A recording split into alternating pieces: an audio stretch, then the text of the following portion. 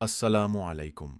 मैं हूँ अरसलान इकबाल और आप सबका हमारे चैनल पर खुश आमदीद है। आज मैं आपको एक ऐसे सहाबी का वाक़या सुनाने जा रहा हूँ जो सब्र और जज्बा-ए ईमान का अजीम मिसाल है। यह वाक़या है हज़रत सुहैब रूमी रज़ी अल्लाह अन्हु का, जो इस्लाम के लिए अपनी पूरी दौलत कुर्बान करने के लिए तैयार हो गए।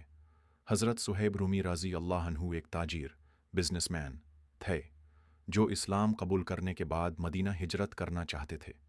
जब उन्होंने अपना घर छोड़कर मदीना की तरफ रुख किया, तो मक्का के मुशरिकीन ने उन्हें रस्ते में रोका और कहा, तुम यहाँ गरीब आए थे, यहाँ माल बनाया और अब हमारा माल लेकर जा रहे हो।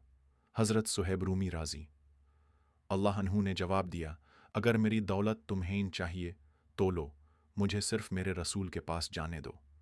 उन्होंने अपनी सारी दौलत उन काफिरों के हवाले कर दी और खुशी खुशी मदीना की तरफ चल दिए। जब वो रसूल अल्लाह के पास पहुंचे तो नबी करीम ने उन्हें देखा और फरमाया, सुहैब, तुम्हारा सौदा कमियाब रहा।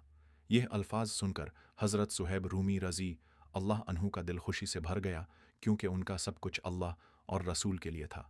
यह वाक़या हमें यह सिखाता है कि दुनिया के माल और दौलत की कोई हकीकी अहमियत नहीं, अगर हमें अपने दीन और ईमान को मजबूत बनाना हो। अल्लाह के रास्ता में दिया गया हर कदम कबूल होता है। अगर आपको यह वाक़या पसंद आया हो तो ज़रूर शेयर करें और हमारे चैनल को सब्सक्राइब करना ना भूलें।